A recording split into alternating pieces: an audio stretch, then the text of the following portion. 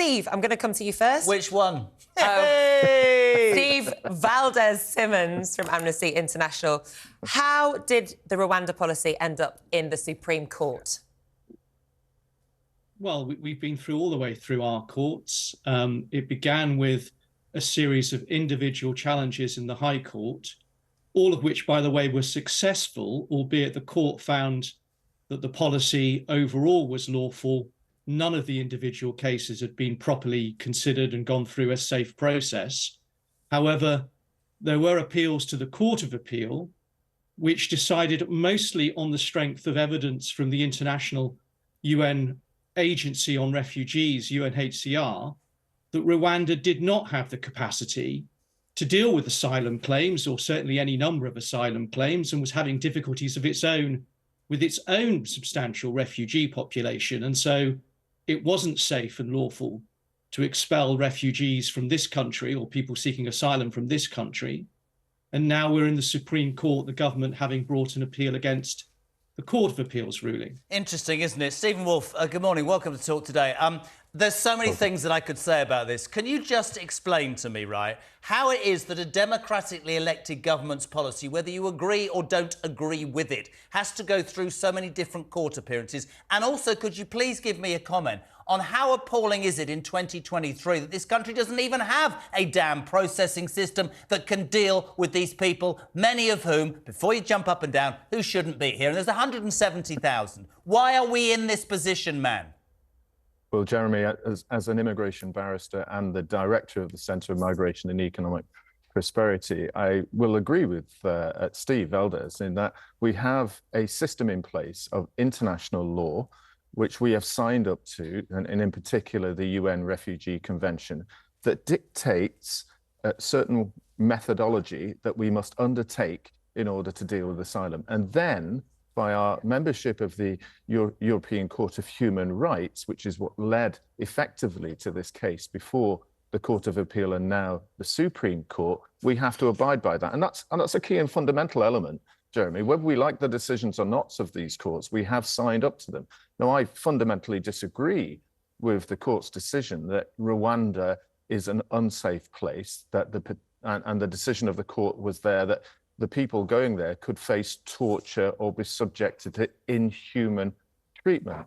Well, I disagree with that, but that was the decision made then. And that is why we're in that position, because we do sign these international agreements and we have to abide by those decisions. And in particular, with the ECHR, we have to listen to the body of law that's been created following our membership of that court.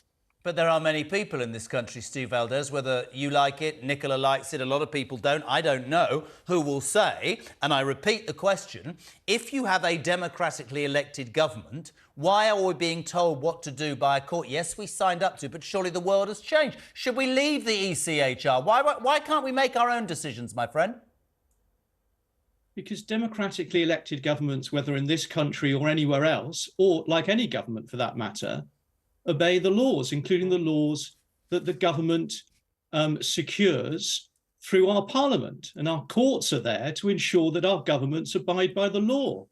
And goodness knows if governments don't abide by the law, that isn't good for any of us.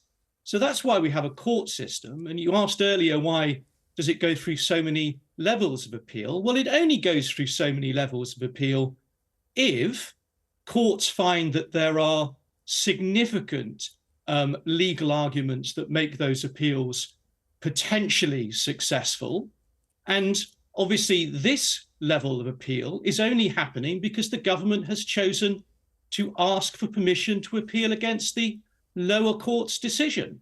So that is a safe legal system to ensure that all of us are governed by a lawful. But I'm sure you'd agree. I'm sure you'd agree with me that whilst all of this toing and froing goes on, whatever the legalities or whether we should be part of something or not, there's 170,000 immigration cases stuck on a shelf because we don't have a damn processing system to sort this mess out. Exactly. Stephen Wolfe, this policy, the Rwanda policy, has been a mess from the start, hasn't it? Let's say that this did, in some world, get through the Supreme Court. How on earth is the Rwanda policy even supposed to work? It can only accommodate for several hundred people when we're waiting on 170,000 applications in the UK. Well, of course, it is a mess at the beginning, and the government did plan for a court system and a court case procedure. And in the background, having had briefings from the Home Office, we are fully aware that even if Rwanda was successful, they would have administrative difficulties because they've had to try and increase the number of staff members.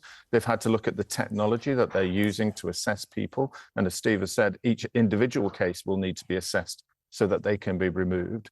Thirdly, there is the difficulty of transportation to not only the airport to take people across to Rwanda, but the number of flights. In terms of what Rwanda has said, it would be more than a couple of hundred. It's been absolutely clear from the foreign minister and the government of Rwanda that they could take many thousand. I think the numbers were looking up to around 10,000. But in the numbers of 170,000 that are currently in the asylum process, that's minuscule. Can I be really boring, bless her, because she's far too polite? Gentlemen, I could talk about this till the cows come home. We are sadly out of time. I think everybody around this table and this studio in the country would agree. Whatever, there are 170,000 cases outstanding. Our processing systems are flipping disgrace and something needs to be done.